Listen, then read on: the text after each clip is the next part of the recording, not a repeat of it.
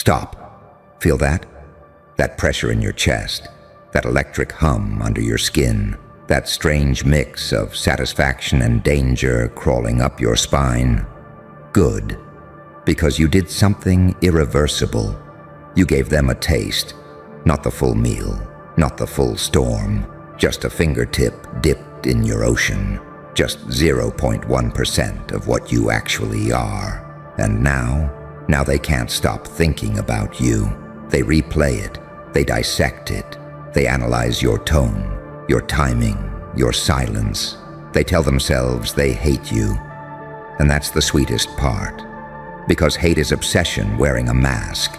You didn't dominate them, you disturbed them. There's a difference. Dominance is loud, it's obvious, it's predictable. It screams, "I'm powerful." But disturbance? That's subtle, that's surgical. That's when someone walks away from you smiling, and 3 hours later they're staring at the ceiling, wondering why you shook their entire sense of control. You didn't attack their position, you threatened their identity. And that's why they're addicted now. You see, people don't get hooked on love the way they get hooked on disruption. Love soothes, hate burns. And the human brain, oh, it loves a good burn. It loves friction. It loves a villain it can't categorize.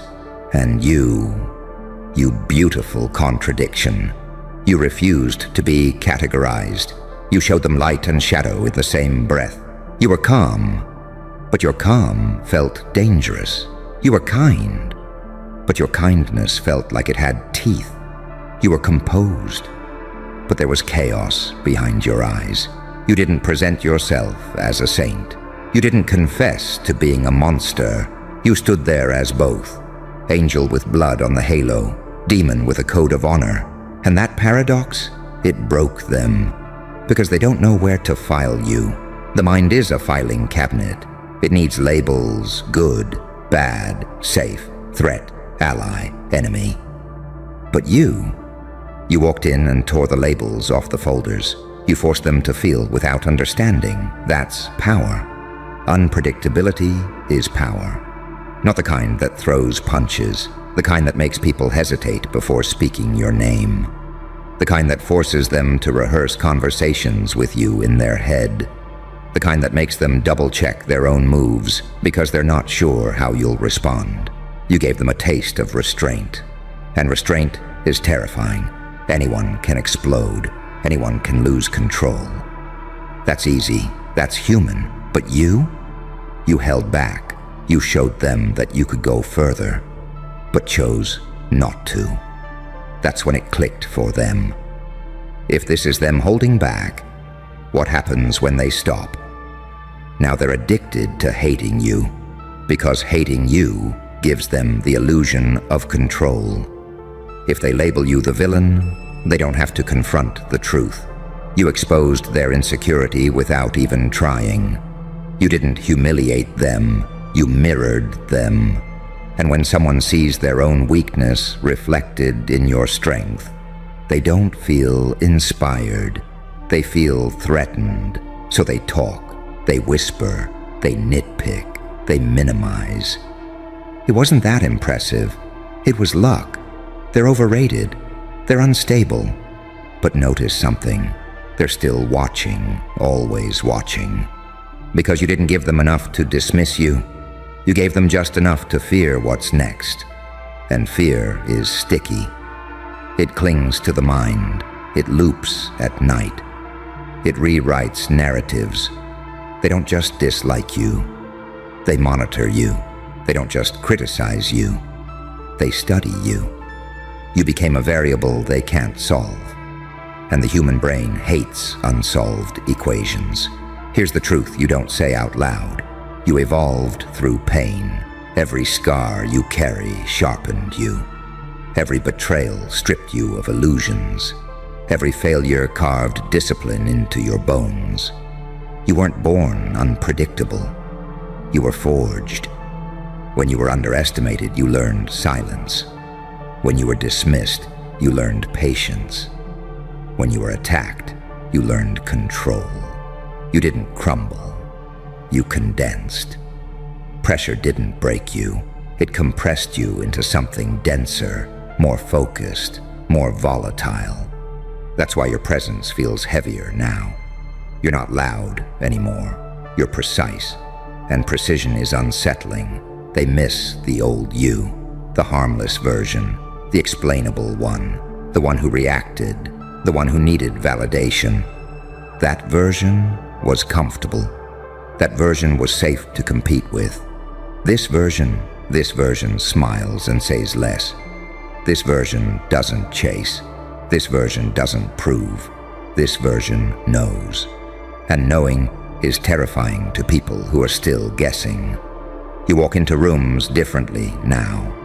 Not because you're trying to intimidate anyone, but because you've survived yourself. You've wrestled your own darkness. You've looked at your rage and said, "Sit." You've looked at your fear and said, "Watch." You integrated your shadow instead of pretending it wasn't there. That's the duality they can't handle. You are light, but not naive. You are dark, but not destructive. You are disciplined, but not rigid. You are emotional, but not weak. You are both. And people addicted to simplicity will always hate complexity. But here's the twist, the part that makes this deliciously cruel. Their hatred feeds your legend. Every time they talk about you, they amplify you. Every time they warn others about you, they market you. Every time they obsess over you, they reinforce the idea that you matter. You gave them a taste, and now they're addicted to the emotional spike you create. They hate the way you make them feel, though small, uncertain, exposed. But they keep coming back to that feeling because it wakes them up. You became the caffeine in their dull routine, the tension in their comfort zone, the glitch in their system. You didn't try to be unforgettable. You simply refused to be ordinary, and ordinary people always resent the one who refuses to shrink. Here's what you must understand. Do not overextend. Do not reveal more. Do not rush to prove the rest of your power. Mystery is leverage. Scarcity is leverage. Restraint is leverage. They're addicted because you didn't give them closure. You left a question mark where they expected a period. Let them speculate. Let them assume. Let them project their fears onto you. Because projection tells you more about them than confession ever could. And the more they project, the more you learn. See, this isn't about revenge. This isn't about crushing anyone. That's childish. That's reactive. You've evolved beyond that. This is about psychological positioning, about becoming so self-contained, so internally validated, that other people's reactions become data, not directives. You're not here to be loved by everyone. You're here to be undeniable. There's a difference. Love is optional. Impact is not. You gave them a taste of your evolution, the disciplined chaos, the controlled intensity, the quiet dominance. And it destabilized the ecosystem, not because you attacked it, but because you revealed there's a higher version of the game. And now they can't unsee it. They hate you because you remind them of what they're not doing, of risks they're not taking, of potential they're suppressing. You embody the uncomfortable possibility that more is available. And that possibility feels like pressure. Pressure creates diamonds, but it also creates cracks. You chose to crystallize. They're still cracking, so let them hate. Let them obsess. Let them spiral in their own narratives. Because while they're busy reacting to your 0.1%, you're quietly refining the other 99.9%. And when, not if, you decide to reveal another fraction, it won't be louder. It will be cleaner, sharper, more surgical. And by then, their addiction will be complete. They won't even realize they're rooting for you to unleash it again. That's the final paradox. The ones who claim to hate you the most are secretly waiting for your next move. And you don't move for applause. You move when it's strategic. So stand still for now. Let the tension build. Let the silence stretch. Let their imagination do the marketing. You gave them a taste. Now let them starve for the rest. Don't move. Not physically. Internally. Freeze that impulse inside you that wants to explain yourself, that wants to clarify, that wants to soften the edges so they're more comfortable digesting you. That impulse. Kill it. Because the moment you over-explain, you shrink the myth. And right now, you are not a person in their mind. You are an event, an interruption, a fracture in their predictable little storyline. They had you mapped out. Oh, they did. They had you categorized as manageable, containable, average. They knew your limits. They were comfortable with your ceiling. And then you moved differently. Not louder, not aggressively, just differently. You didn't argue the way they expected. You didn't react the way they predicted. You didn't chase the validation they assumed you needed. You shifted, and that shift was microscopic. But it felt seismic to them. Because when someone you've underestimated stops behaving in familiar ways, it feels like betrayal. It feels like deception. It feels like, wait, who are you? Exactly. Who are you? That's the question echoing in their head at 2:17 a.m. while they pretend they don't care. You see, the addiction isn't to hating you. It's to the uncertainty you injected into their system. Certainty is comfort. You shattered it. They thought they understood your triggers. Now you have none. They thought they knew your limits. Now you reveal none. They thought they knew your desires. Now you express none. You became controlled chaos, and that is intoxicating because control without emotion is robotic. Emotion without control is reckless. But you fused both. You became a saint who can sin, a demon who can discipline himself, a storm that chooses when to rain. And choice is the part that terrifies them. Because if you were unstable, they could dismiss you. If you were arrogant, they could predict you. If you were cruel, they could label you. But you are measured. Measured power is dangerous. It means you're not reacting from ego. It means you're not performing. It means you're aware. And awareness is lethal in a world of impulsive people. They're addicted because you triggered something primal inside them. Competition, comparison, survival.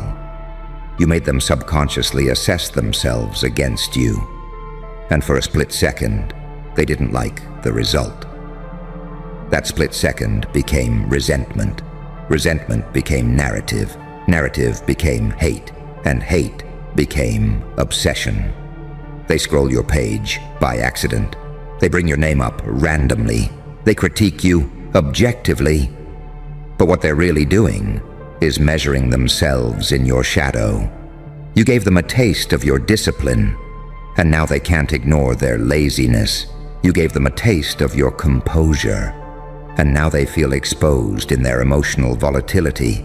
You gave them a taste of your self-trust, and now their dependence on approval feels embarrassing. You didn't wound them. You awakened them, and awakening hurts. Growth burns. Evolution stings. You are living proof that transformation is possible, and that proof threatens anyone who is comfortable staying the same. Here's where it gets darker. You're not even done evolving. What they're reacting to, that's the beginner level. You've barely scratched your own potential. The discipline you've built is still under construction. The emotional control you've mastered is still refining. The vision you see for yourself, it's still forming, and yet, even in this unfinished state, you destabilized their peace. Imagine what happens when you're fully calibrated. That's the thought that keeps them uneasy. Because deep down, they know something you don't say out loud. You're not peaking, you're warming up. And warming up quietly is far more dangerous than flexing loudly. You're building in silence while they're reacting in noise, and noise is exhausting. Obsession drains, hate consumes you. You're conserving. That's the evolution through pain. You used to crave approval. Now you crave precision. You used to defend yourself. Now you observe. You used to react emotionally. Now you respond strategically. Pain sanded off your desperation. Betrayal removed your innocence. Failure stripped your ego. You didn't become colder. You became clearer. And clarity cuts deeper than rage ever could. Let them call you arrogant. Let them call you unstable. Let them call you manipulative. They have to villainize you. Because if they admitted the truth, that you simply leveled up, they'd have to confront their own stagnation. And stagnation is terrifying when someone close to you starts ascending. You are the reminder they didn't ask for, the contrast they didn't want, the mirror they didn't consent to look into. And mirrors are rarely loved. They're resented. But here's the final layer, the layer that separates you from amateurs. Do not become addicted to their addiction. Don't start performing for the hate. Don't start escalating for attention. Don't start feeding the fire intentionally. That would make you predictable. And predictability kills mystique. Stay disciplined. Stay ambiguous. Stay internally validated. Let them project. Let them spiral. Let them analyze. You remain centered.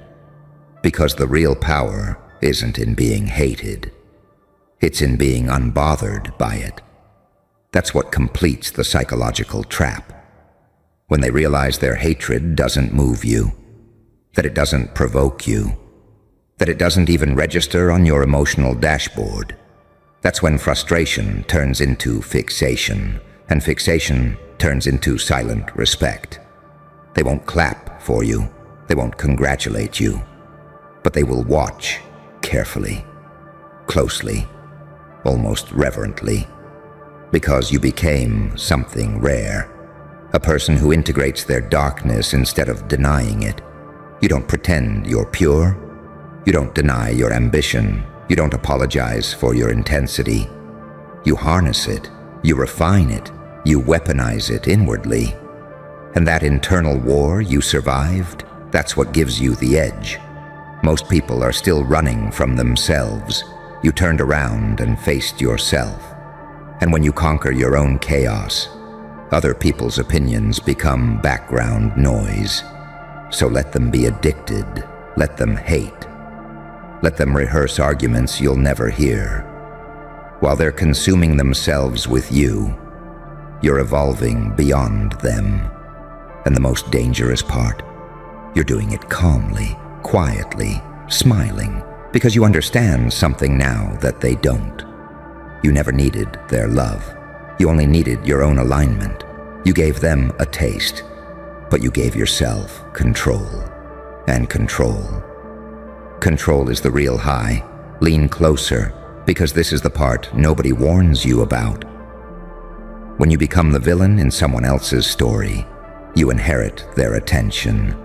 And attention is currency.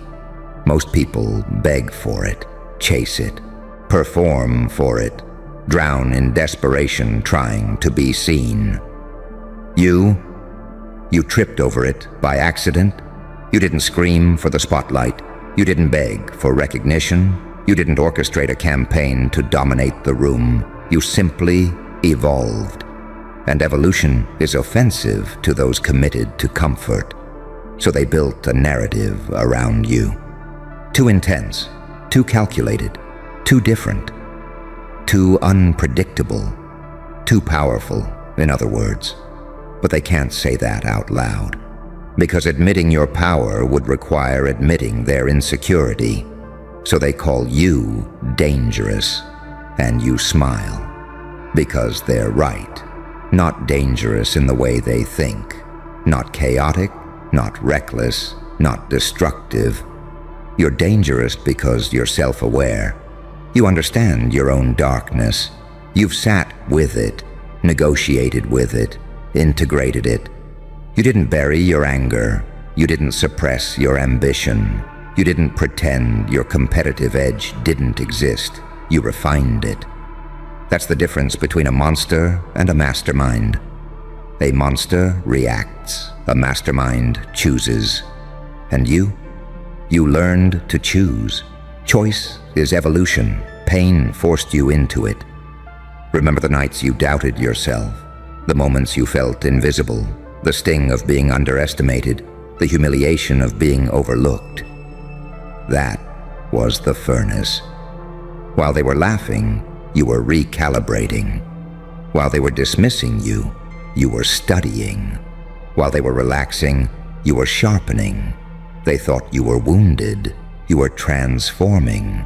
And transformation is silent at first, like a blade being forged, like pressure building beneath the earth, like a virus mutating in the dark. By the time they noticed, it was too late. You didn't become louder. You became heavier.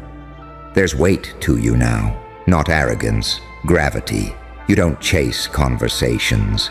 Conversations orbit you. You don't demand respect. Respect recalculates itself in your presence. You don't seek validation. You radiate self-containment. And self-containment is unnerving because most people leak. They leak emotions. They leak insecurity. They leak desperation for approval. You stopped leaking. You sealed the cracks. That's why your 0.1% hit like a bomb. It wasn't even about what you did. It was about how you did it. Calm, controlled, intentional. No over-explanation, no apology, no emotional overexposure. Just presence. Presence backed by pain. Pain metabolized into precision. That's what they tasted. And now they're addicted. Because you made them feel something intense. Fear, jealousy, intrigue, competition, curiosity. Emotion is addictive. Especially when it's unresolved. You didn't give them closure. You gave them contrast. And contrast creates obsession. You are the before and after they didn't expect. The version of you they dismissed versus the version standing in front of them now. That gap is humiliating for them. It forces them to admit they misjudged you. And misjudging someone who outgrows you feels like losing. People hate losing more than they hate villains, so they turn you into one. Because if you're evil, then their failure to recognize your growth wasn't incompetence. It was morality. See how clever that is? They protect their ego by demonizing your discipline. But here's what makes this delicious. You don't need to defend yourself. Silence is louder than their commentary. While they talk about you, you build. While they critique, you calibrate. While they obsess, you optimize. That's evolution through pain. Pain didn't make you bitter. It made you strategic. You no longer react from wounds. You respond from awareness. And awareness feels like superiority to those who lack it. But you're not superior. You're simply integrated, light and dark, mercy and ruthlessness, compassion and boundaries, kindness and standards. You are the paradox walking. And paradox destabilizes simplistic minds. They want you to pick a lane, be the saint or be the psychopath, be humble or be dominant, be soft or be aggressive. You refuse. You are soft when it serves you, aggressive when necessary. Humble in learning, dominant in execution. That fluidity is power. Because rigid people break. Flexible ones adapt. You adapted. That's what they're reacting to, your adaptability. You are no longer predictable, and unpredictability removes leverage. They can't manipulate what they can't forecast. They can't trap what they can't pattern. They can't control what they can't define. So they watch. And the watching turns into fixation. And fixation turns into dependence. And dependence is the real addiction. They depend on checking you. They depend on reacting to you. They depend on having an opinion about you. You occupy mental real estate they never meant to lease. Rent free. But here's the coldest truth. You don't even think about them, not because you're heartless, because you're focused. Your mind is consumed with expansion, skill, discipline, health, strategy, vision. While they spiral in reaction, you spiral upward in execution. That divergence will widen. Welcome to the moment where silence carried more weight than any speech ever could, where you didn't raise your voice, didn't explain yourself, didn't spell anything out, and yet somehow everyone in the room felt it land, not intellectually, physically, like a pressure shift no one could ignore. You didn't say much, and that's exactly why it worked. Because words are easy to dismiss. Tone can be argued with. Explanations can be twisted. But presence bypasses debate. It hits before thought has time to catch up. And the moment you chose not to fill the space with noise, the space started listening to you instead. You noticed it immediately. The pause that stretched a second longer than normal. The way people stopped fidgeting. The way eyes lifted, not toward your mouth, but toward your stillness. They were waiting for more, not because you owed them anything, but because something in them registered that what had already happened was enough. You weren't withholding information, you weren't being cryptic. You simply spoke from a place that didn't require reinforcement. And when someone speaks or chooses not to, from that level of internal clarity, the room feels it like a signal going quiet, right before something important locks into place. They expected elaboration. They expected follow-up. They expected you to defend, justify, expand, but you didn't. And that restraint disrupted the rhythm they were used to controlling. You've learned something most people never do. Silence isn't empty when it's intentional.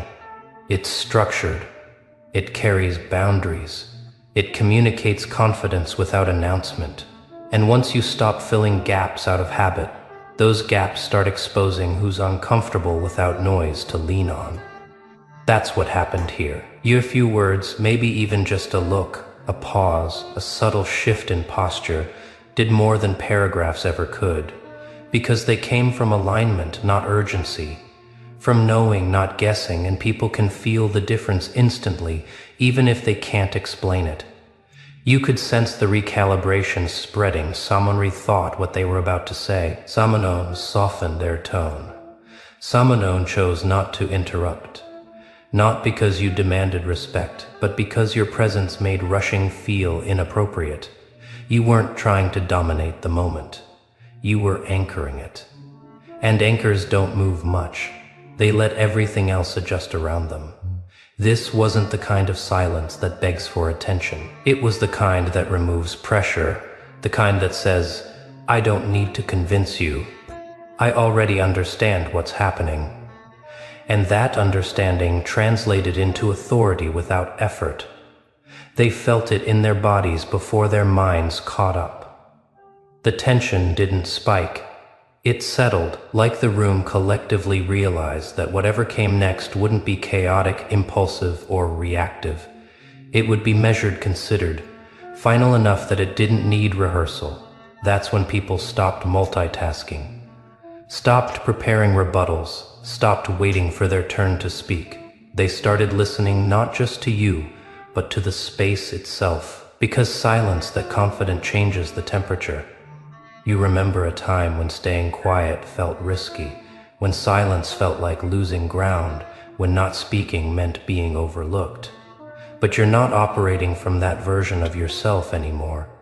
You've learned that the loudest people often speak to avoid being felt, And the most grounded ones don't need to speak much at all. You didn't go quiet to disappear. You went quiet because you were already there.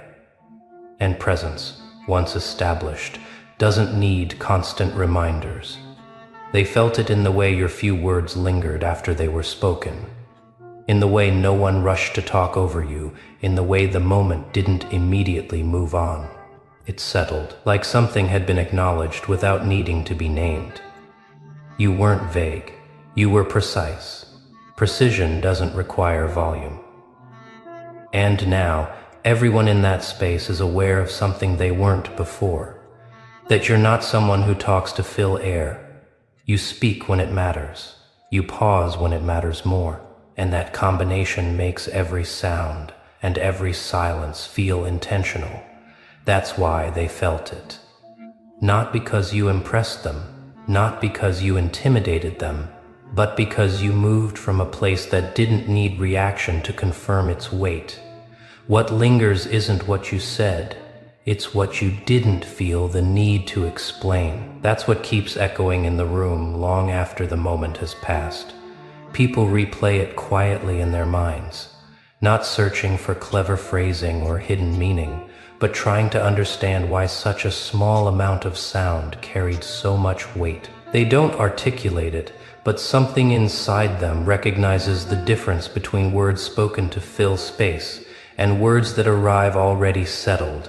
You didn't speak to persuade. You didn't speak to defend. You didn't speak to manage perception. You spoke or stayed silent, from a place that didn't need feedback to stay stable. That's what unsettles them. Because most people are trained to adjust themselves constantly, to read the room, mirror energy, soften edges, raise volume, explain again, clarify again, justify again. You didn't do any of that, and in not doing it, you revealed how much of the room's movement is usually driven by insecurity rather than intention. They felt exposed by contrast, not attacked, not judged, just seen by something that wasn't trying to see them. You notice how the moment stretches in memory, how people refer back to it without quite knowing why. Earlier, when you said, or that pause you took, as if they're trying to anchor the feeling to something concrete, but it resists being pinned down, because what happened wasn't linguistic. It was somatic. It landed in the body before it ever reached the intellect. That's why explanations won't satisfy it. You didn't trigger emotion, you triggered awareness. And awareness doesn't dissipate quickly. You feel it too, but differently, not as tension, as confirmation. A quiet internal nod that says, this is what alignment feels like. There's no spike of pride, no rush of validation, just a steady sense that you didn't abandon yourself in the moment, and that staying with yourself mattered more than saying anything clever ever could. That's the part most people miss. They assume impact comes from delivery, from volume, from emphasis, from dramatic timing. But what they felt from you came from congruence. Your words, your silence, your posture, your pacing, all of it matched. There was no leakage, no contradiction, no hidden urgency trying to sneak through. So the room trusted it instinctively. Trust doesn't require agreement. It requires coherence. You notice how people interact with you differently now. They don't interrupt as quickly. They don't rush to fill gaps when you pause. They don't push you to elaborate. There's an unspoken understanding that if you wanted to say more, you would. And that if you haven't, there's a reason. That reason doesn't feel threatening. It feels grounded. You're not withholding to gain power. You're not silent to create mystery.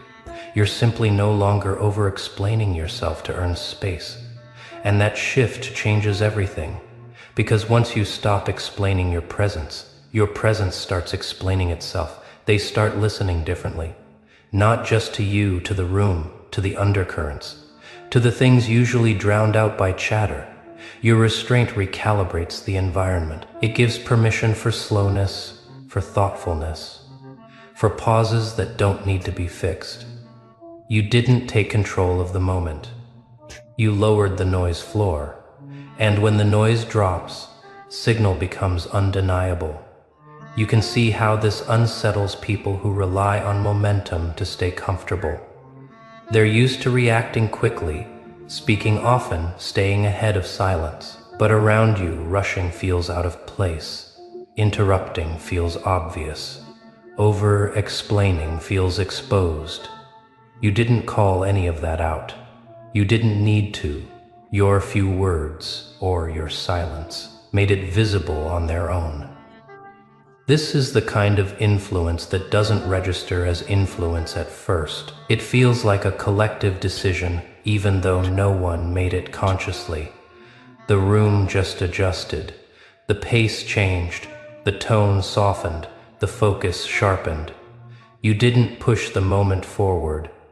You let it settle, and in settling, it found clarity.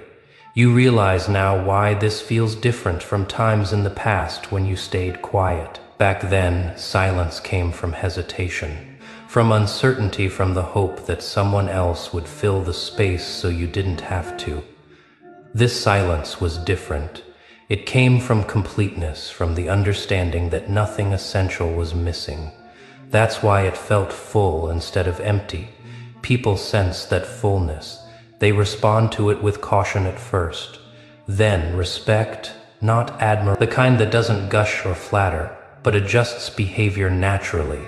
They don't feel the need to impress you. They don't feel the need to challenge you. They simply meet you where you are, and where you are is steady. You're not performing intelligence. You're not signaling depth. You're not managing an image.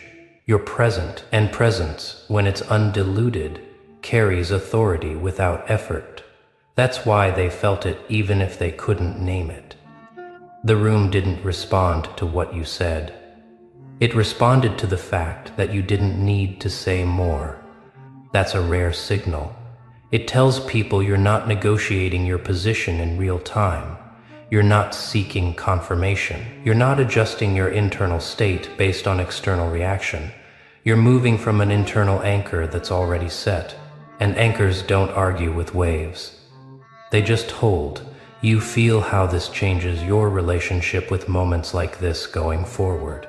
There's less urgency to prepare, less anxiety about timing, less pressure to make the most of opportunities.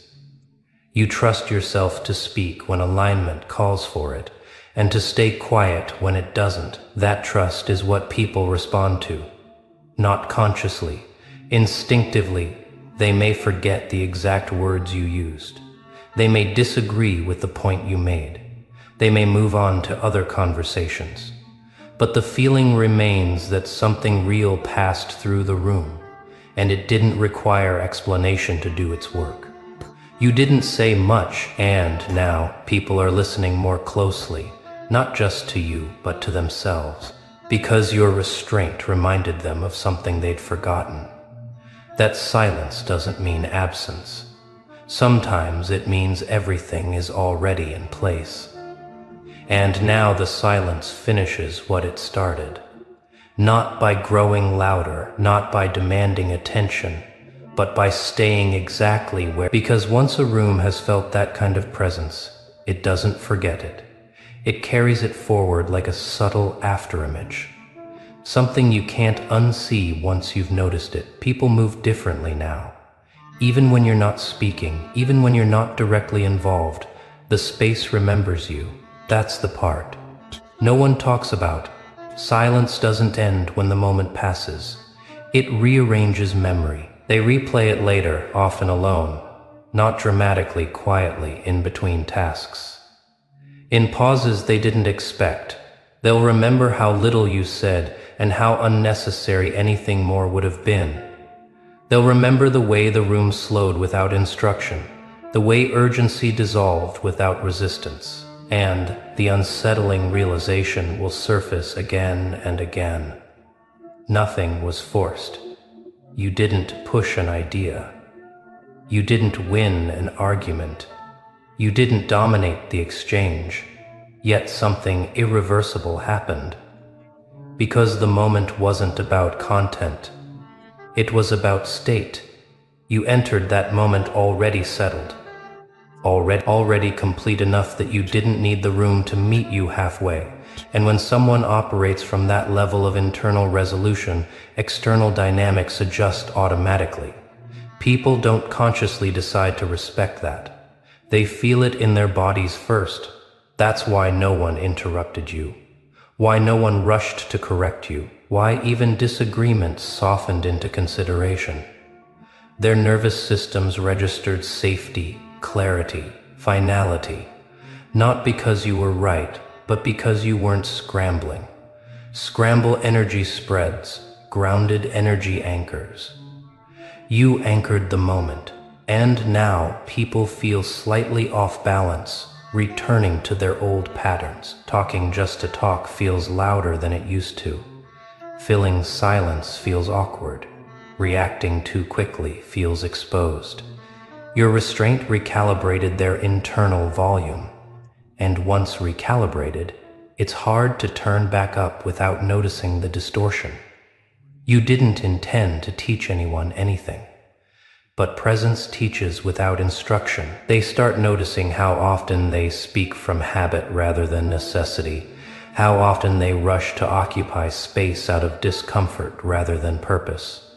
Your silence didn't judge them, it revealed them, and that revelation lingers. You feel different too, not elevated, not inflated, but steadier, like you crossed a line you didn't even realize you were approaching. A line where you no longer feel compelled to prove coherence through explanation, where you trust that what's aligned inside you will translate outward without effort. That trust is new, not fragile. New integrated, new, the kind that doesn't need rehearsal. You realize you're no longer afraid of being misunderstood in moments like this. Not because misunderstanding won't happen, but because it doesn't threaten your center anymore. You don't need to correct every interpretation. You don't need to clarify every pause. You're comfortable letting meaning unfold at its own pace, and that comfort gives you power without making you hungry for it. People sense that hunger is gone. They're used to negotiating with urgency, with ego, with insecurity dressed up as confidence, but you offered none of that. You offered resolution, and resolution ends conversations instead of escalating them. That's why the room didn't push back. It didn't need to. There was nothing to push against. Your silence wasn't defensive. It wasn't passive. It wasn't strategic. It was honest. And honesty without explanation feels rare enough to stop people mid-thought. They didn't feel dominated. They felt oriented. That's the difference between control and authority. Control tries to shape behavior. Authority stabilizes it. You didn't guide the room step by step. You simply stood still long enough for everyone else to realize where the ground actually was. And once ground is found, movement becomes easier, more intentional, less frantic. This is why the moment doesn't fade. It becomes a reference. People will unconsciously compare future interactions to it. They'll notice when conversations feel scattered again, when noise returns, when urgency creeps back in, and they may not say it out loud. But part of them will remember how it felt when you said almost nothing, and how clear everything became. That memory will quietly raise the bar, not because you told them to do better, but because you showed what settled feels like. You're not trying to cultivate mystique. You're not curating silence as a tactic. You're simply no longer leaking energy into moments that don't require it. And that efficiency reads as confidence, even when you're not thinking about confidence at all. You notice how this changes your future movement. You don't rush to respond. You don't feel pressured to fill gaps. You don't feel smaller when you're quiet. You understand now that speaking less doesn't reduce your impact. It concentrates it. And concentration is what people feel before they understand. That's why they felt it before they could name it. The shift didn't ask for permission. It didn't seek agreement.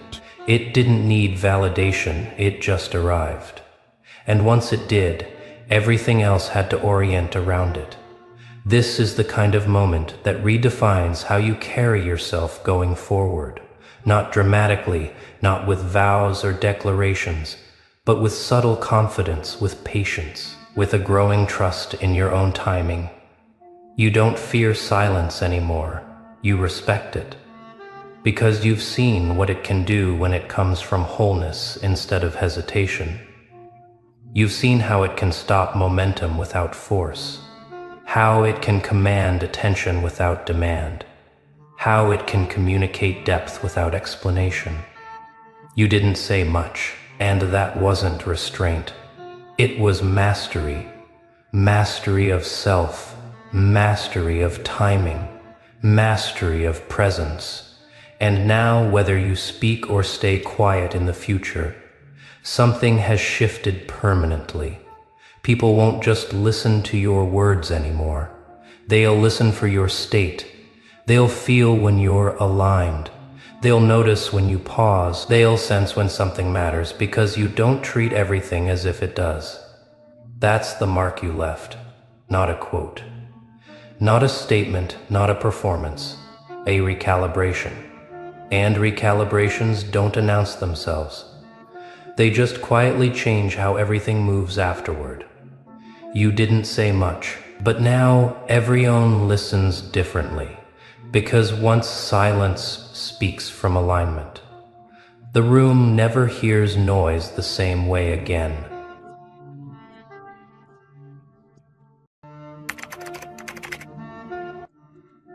Hello, my dear masterminds. You didn't ask to be part of it. You didn't volunteer. You weren't trying to lead, control, fix, or interfere. You were simply there. Present mind on your own path. Energy clean, steady, unbothered. You didn't arrive with a plan to take over the moment. Didn't come armed with opinions or urgency. You didn't announce yourself. You didn't need to. And that's exactly where everything began to shift. Because there's a certain kind of presence that doesn't need intention to be effective. A kind of inner alignment that quietly reorganizes the space it enters. You weren't trying to be influential yet. Influence found you anyway. Not because you reached for it, but because you didn't. Others came in carrying effort, carrying agendas, carrying the need to be seen, heard, validated. They spoke loudly, moved quickly, reacted instantly, mistaking motion for momentum. You moved differently. You didn't rush the moment. You didn't fill the silence. You didn't push your will onto the situation. You let it breathe. And in that breathing, clarity started to appear. People don't realize how rare that is. Most environments are shaped by whoever brings the most noise, the most urgency, the most emotional force. But noise doesn't stabilize anything, it only distracts. Urgency doesn't solve problems, it hides them. You knew that instinctively, not because someone taught you, but because life already had. You've spent enough time watching things fall apart to understand what actually holds them together. You've seen what happens when too many hands try to grab the wheel at once. You've learned that sometimes the most powerful thing you can do is not add yourself to the chaos. So you didn't. You stayed centered. You listened more than you spoke. You watched patterns instead of reacting to moments. And slowly, almost imperceptibly, the situation began to reorganize itself around you. Conversations softened, tension eased. Decisions slowed down enough to make people started pausing before speaking, adjusting their tone, recalibrating their pace, not because you told them to, because your presence set a different rhythm. That's the part they don't understand. You didn't fix anything directly. You didn't step in as the solution. You became the condition that allowed solutions to emerge, while others tried to dominate the outcome. You aligned with it. While others tried to control the flow, you stabilized it. Stability is magnetic. Chaos doesn't know how to resist it. It either escalates wildly or it settles. Around you it's settled, not all at once, not dramatically, but enough to change the direction things were going, enough to make people look around and wonder why things suddenly felt clearer, lighter, more manageable. They couldn't explain it, so they didn't try. They just felt it. They felt how things worked better when you were present. How discussions made more sense. How conflicts didn't spiral the way they usually did. How decisions landed instead of dragging on. And the strange thing was, you hadn't done anything visible to earn that role. That's what unsettled them. Because in their minds, influence is something you claim. Authority is something you assert. Importance is something you perform. You did none of that. You didn't compete for relevance. You didn't chase the center of attention. You didn't even seem invested in being involved. And yet, without you, things didn't hold together the same way. You noticed it before they did. You noticed how momentum dipped when you stepped back.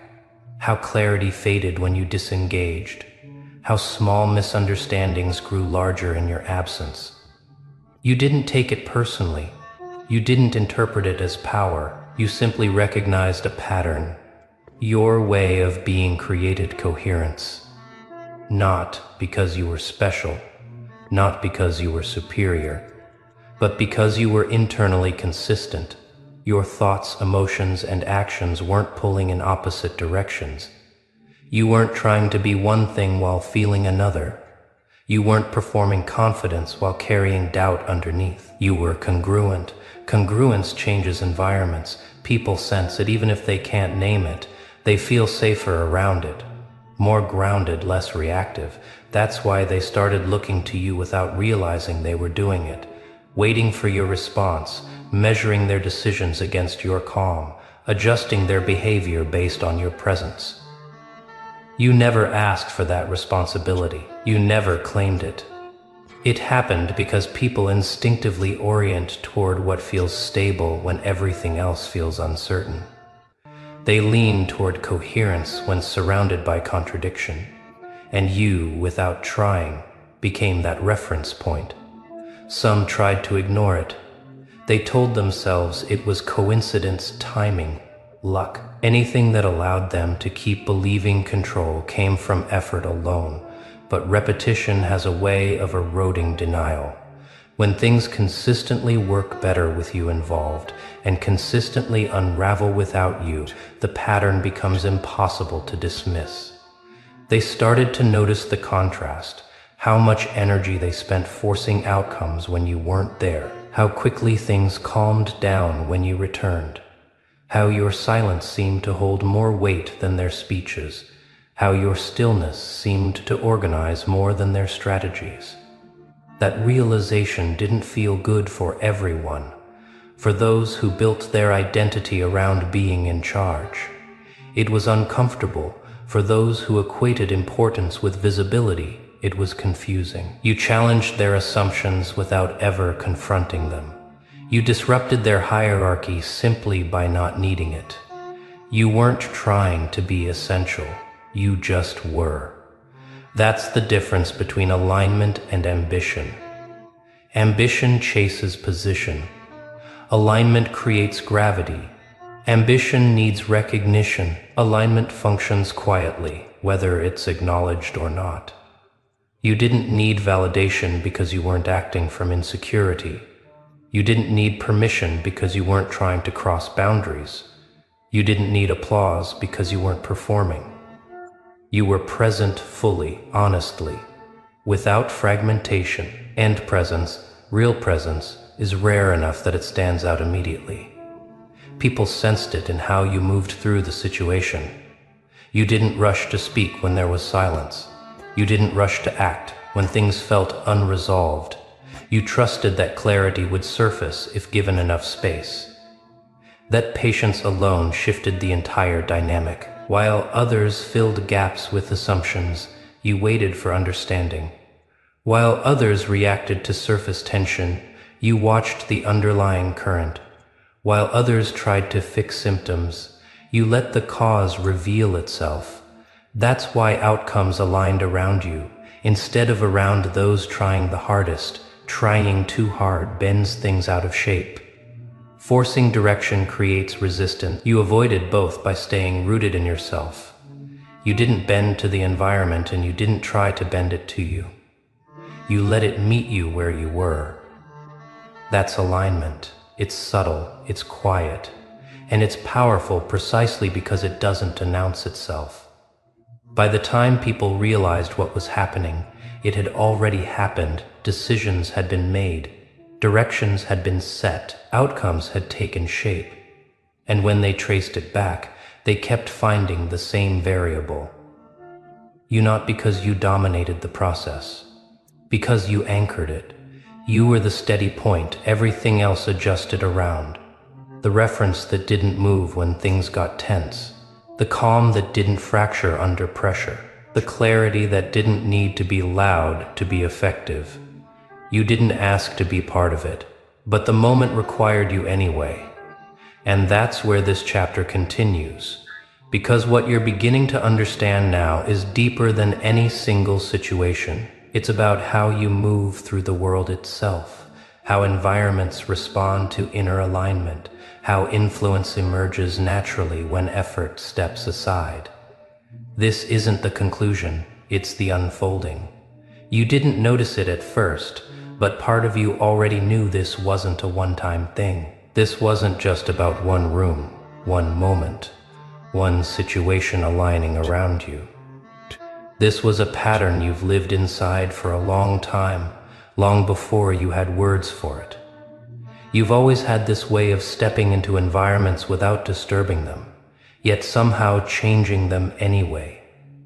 Not by imposing yourself, not by reshaping everything with force, but by refusing to fracture yourself to fit what was already unstable. That's the difference most people miss. They think stability comes from control.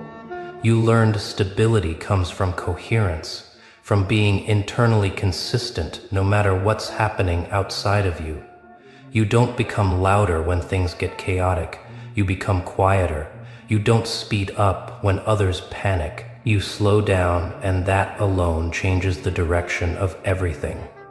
People underestimate how disarming that is. They're used to chaos meeting chaos, ego meeting ego, tension escalating tension. When that pattern breaks, when someone refuses to mirror instability, the entire system has to recalibrate. And that recalibration always happens around the most grounded point in the space. That point is you. You didn't train yourself to be this way on purpose. Life trained you, experience refined you. Repetition taught you what reaction costs and what restraint preserves. You learned that not everything deserves your energy, and that lesson shaped how you move through every situation now. That's why you don't rush to fix what isn't yours to fix. That's why you don't chase outcomes that aren't aligned. That's why you don't need to insert yourself to feel relevant. You already know your presence has weight. Others don't always see it immediately, because they're too focused on doing. They mistake motion for progress. They mistake effort for effectiveness. They don't understand that sometimes the most powerful contribution is creating enough internal stillness that everything else can organize itself around it. You bring that stillness with you. It shows up in how you listen without interrupting, in how you respond instead of reacting, in how you can sit inside uncertainty without needing to resolve it instantly. Most people can't tolerate that space. They rush to fill it because it makes them uncomfortable. You don't. You let silence stretch long enough for truth to surface. You let tension reveal what it's attached to. You let people show you who they are instead of forcing them into who you want them to be. That patience isn't passive, it's perceptive. And perception changes outcomes before action ever does. People eventually feel it.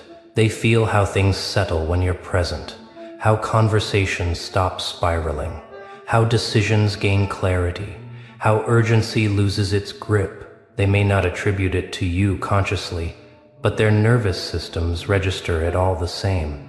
That's why, without discussion or agreement, roles begin to shift. They start looking to you during moments of uncertainty. They wait for your reaction before committing to theirs. They measure their words more carefully when they speak near you, not because you intimidate them, but because your steadiness raises the standard of the space. You don't demand coherence, you embody it. And embodiment is contagious. You've noticed how people become more honest around you, even when they don't intend to. How performative confidence thins out, how forced certainty softens. Your presence doesn't challenge them directly, but it makes pretense harder to maintain. That's not power over people. That's clarity reflected back at them. Some appreciate it, some resist it, some feel unsettled by it. But none of that changes how you move. You're not adjusting yourself to be easier to understand. You're not shrinking your presence to make others comfortable. You've already done that in earlier versions of your life. You know where it leads now. You stay aligned. Alignment doesn't mean perfection. It means honesty. It means your inner state isn't at war with itself. It means you're not pretending to feel something you don't, or hiding something you do. That internal agreement creates a kind of quiet authority. Authority that doesn't need a title. Authority that doesn't need permission. That's why situations keep orienting around you without you asking them to. It's why things feel more coherent when you're involved and more scattered when you step away. Not because others are incapable, but because coherence needs a reference point. You often become that point. Not intentionally, naturally. You don't cling to that role either. You're not afraid to step back. You're not afraid to disengage. And paradoxically, that makes your presence even more impactful, because when you're there, it's a choice. And when you're not, the absence is felt. Absence teaches what presence was holding together. You've seen it happen. The moment you pull away, dynamics change.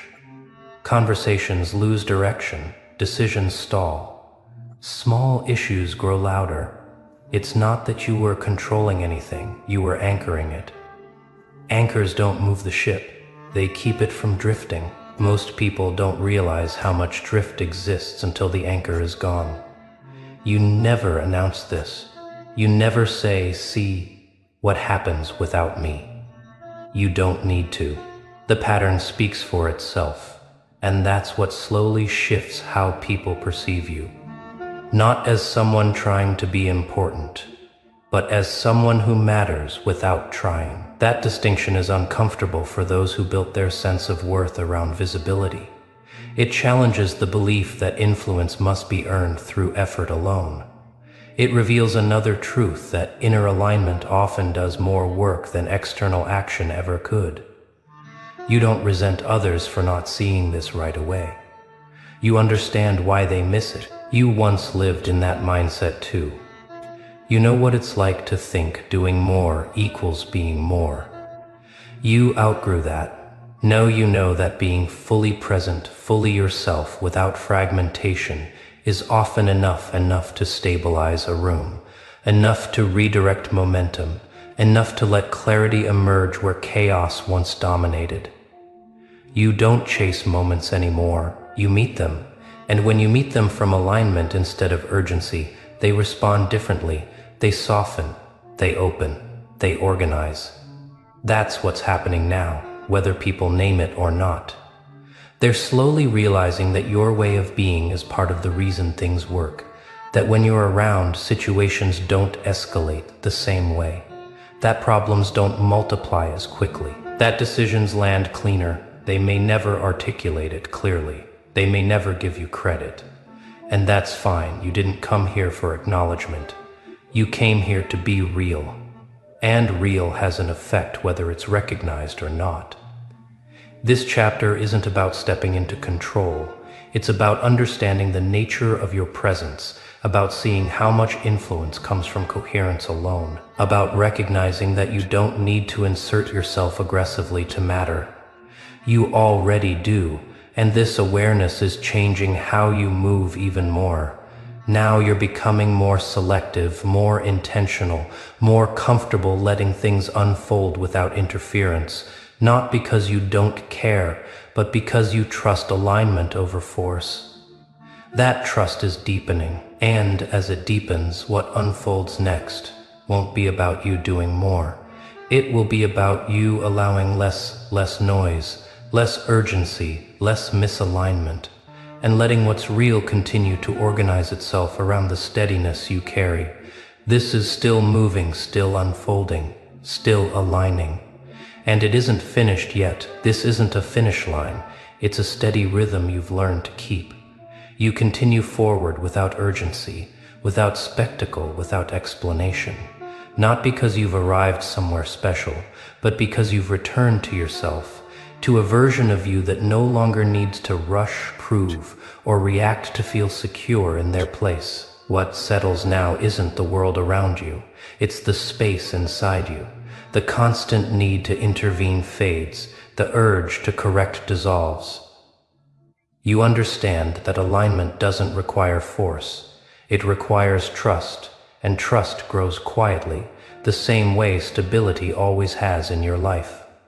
You see it clearly now. The moments that once felt heavy weren't obstacles, they were calibrations.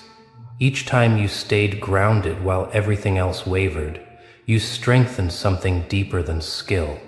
You built consistency within yourself, and that consistency became the reason things stabilized when you were present.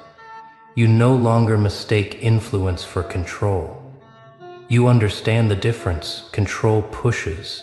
Influence holds. Control demands response. Influence creates space for clarity to emerge on its own. And you've chosen the latter, not because it's easier, but because it's honest. People will continue to sense it. The way conversations soften around you, the way tension loosens when you stay calm, the way outcomes seem to find their balance without effort when you're involved. You don't take credit for it. You don't deny it either. You simply allow it to be what it is.